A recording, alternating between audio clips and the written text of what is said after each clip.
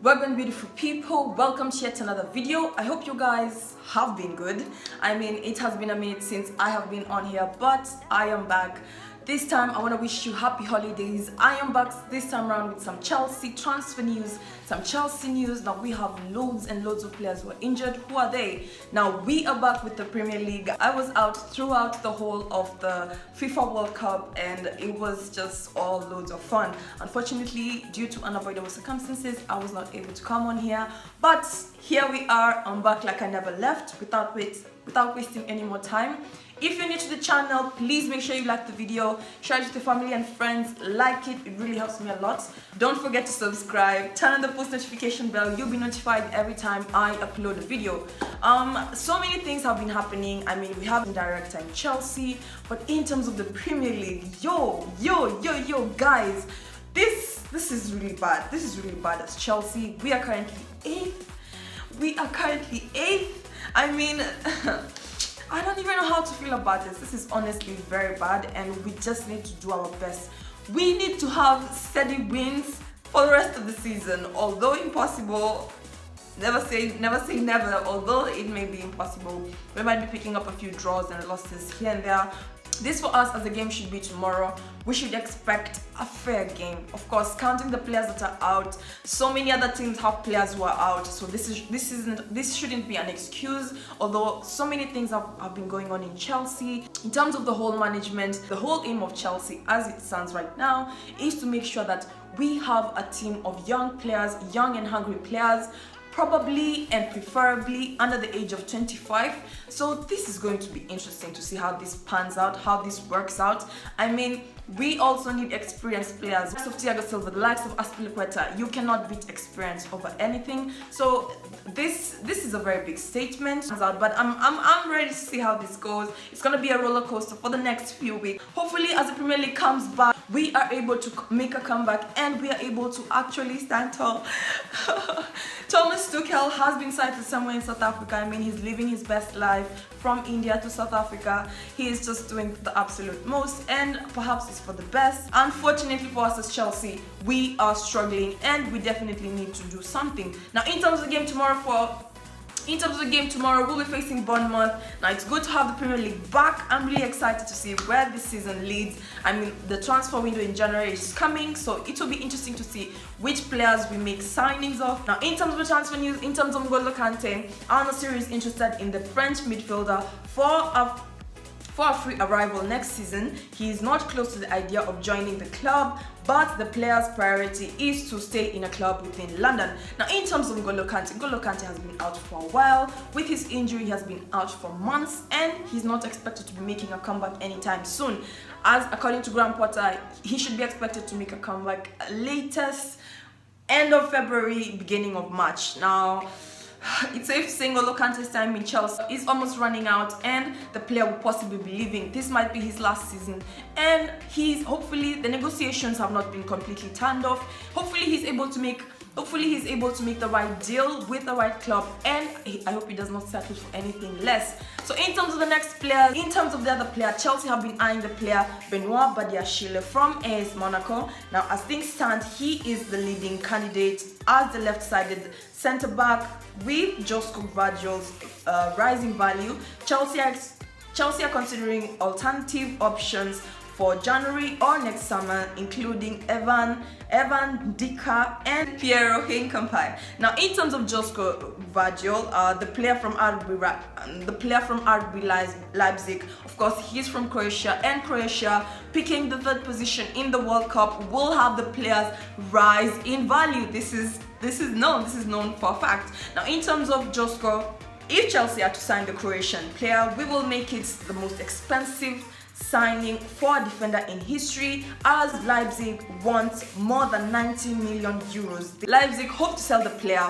for more than 100 million euros. This is an I would say an overestimated value, but I don't think Chelsea would go for that. I mean, the last player we signed for over 100 million, Lukaku, we ended up having a very not so cordial relationship with the player. Hopefully we don't have history repeat itself in terms of just Chelsea are trying to find a way. They're working on it as they are in contact with the people close to the player and Leipzig. So in terms of Josko, now we cannot completely rule out the player in terms of him coming to Chelsea, but at the same time, is he on top of the list? Unfortunately not. Now in terms of Benoit Badiashile, he is expected to be the top player in terms of signing, in terms of who Chelsea are targeting. So the defense position now, of course, we know in terms of our defense, we have recently signed players who are very injury prone, now the likes of Wesley Fofana. He just came back in for a friendly, and again he's out. I'll be diving into who else is out. We cannot be having all our players out without having backups, so this will be nice to see if we're able to make a signing in terms of our defense. Finally, a player who has been making a lot of noise on social media in terms of his name, where he's from, and you've probably heard of him. Is he the player that is going to bring back the glory that we have lost as Chelsea in terms of our forwards? Now, in terms of Didier Drogba, this is the same country where this player is from. Now, he bears the same name as Fofana. His name is David Datro Fofana. Now, in terms of David Fofana, it has been reported by Fabrizio Romano that the deal has been done. The deal is done. He's already in London. He has done his medicals in London. So it is looking as though the player has agreed to sign for Chelsea. Now, this was a very nice deal for Chelsea. We were able to get him for 12 million euros. I would say a very nice deal for Chelsea. The player was from Molde Football Club in Norway, so it will be nice to see what the player brings to the table. Now, in terms of his stats, I mean, as I posed the question in the beginning of this player, I mentioned, is this the player to bring us back the glory within the likes of Didier Drogba?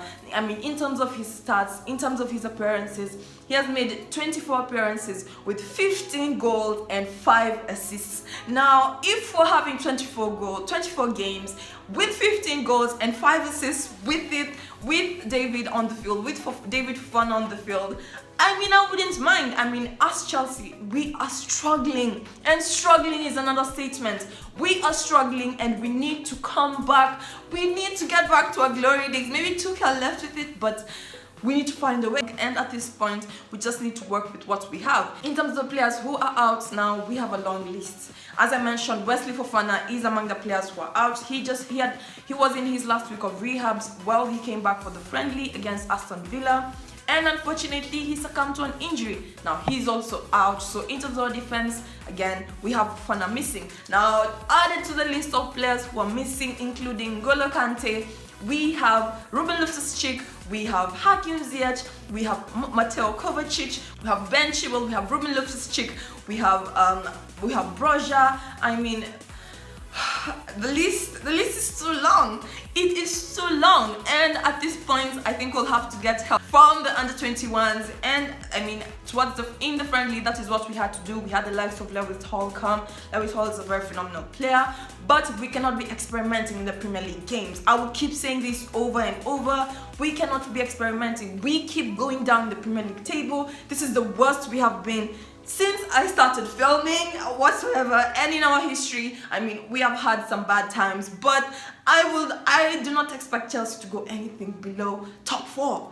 But as the season goes, we fluctuate up and down, but number 8 is a no-no. It is an absolute no-no. So in terms of the game tomorrow, now in terms of Bournemouth are doing well for themselves. I mean, coming from relegation, they're currently ranked 14th in the Premier League table. Now they have 4 wins, 4 draws, and they have 7 losses. We need to put this down as a win in tomorrow's game, and of course, with the number of players who are out, who do we have to play in tomorrow's game? We still stand in the Champions League Carabao Cup. Our first game, guess what? We lose to Man City 2-0. 2-0, it's okay, you know, I guess it's good. The challengers of Man City as the season stands are currently Arsenal, and Arsenal have stayed at the top and they have refused to get off the top. They have refused to leave space for anybody to breathe, and they're absolutely doing well. Arsenal had their glory days and they're slowly coming back to their glory days. Now, can they maintain their leading spot? throughout the season. Tell me in the comment section down below, do you think Arsenal are back in the glory days? And has Chelsea swapped with Arsenal? I mean, it almost feels like a bad dream. It almost feels like a bad dream. But you know what? This is what happens when you get a new coach, you have a new system. Things are bound to go downhill first. I mean, at first it might not go so well, but eventually things will pick up and it will work out. So in terms of Chelsea, we need a miracle. We need a Christmas miracle, and we just need a win. A win will definitely lift my holiday spirits. I have not been in a very festive mood, but that's just to say the least. We as Chelsea just need to do the absolute most and win tomorrow's game. Now, in terms of Chelsea, we're currently ranked 8th with 21 points. We have won 6 games, we have had 3 draws, and we have had 5 losses. So we need to up the winning, up the wins, up the wins, up the wins, reduce the losses, and make sure we have as least draws as possible. So in terms of tomorrow's game, my expectation is not so high. I'm not gonna give myself high blood pressure. I'm not gonna give myself hypertension. I'm not going to pierce a dagger in my heart, but at the same time, I hope we get to win. In terms of tomorrow's game, my expected starting 11 with the people who are out, a 4-3-3 formation is what I'll go for. Now, Reece James was able to garner 65 minutes in training last week.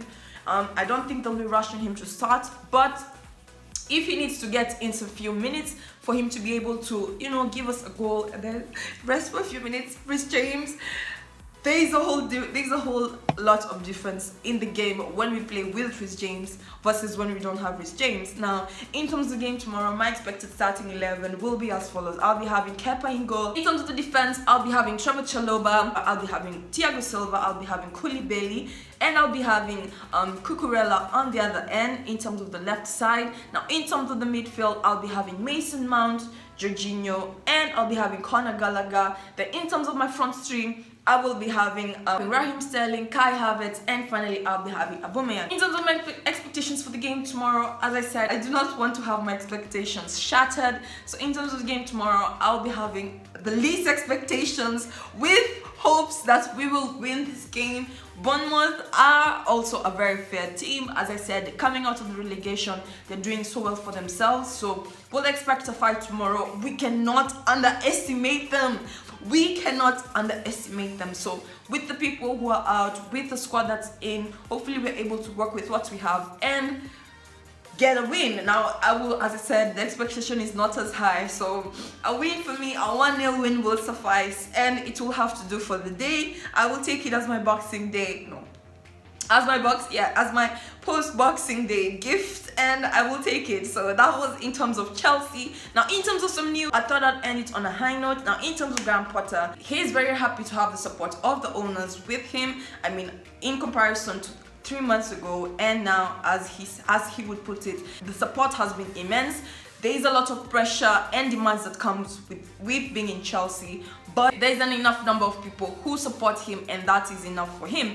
Now, in terms of him and his wife, of course, they went on holiday. They were somewhere in the Pacific Ocean. Now, as they were glaring into the sea, into the ocean, now his wife was having a great time, a phenomenal time, as it should be. But in terms of Graham Potter, he was just staring blankly into the sea, just thinking about Chelsea, and I hope he has plans. I hope he has plans that work, plans that can actually remove us from where we are, because even Brighton is above us. Newcastle are currently third. But that was my video. If you enjoyed the content, please make sure you give this video a big thumbs up. Share it with your family and friends. Please don't forget to subscribe. Turn on the post notification bell. You'll be notified every time I upload a video. If you're new to the channel, like the video. It really helps me a lot. And if you enjoy the content, please make sure you come back for more. Watch my previous videos. And as I say, I always have content for you guys. I will be seeing you in my next video. The sun's gone.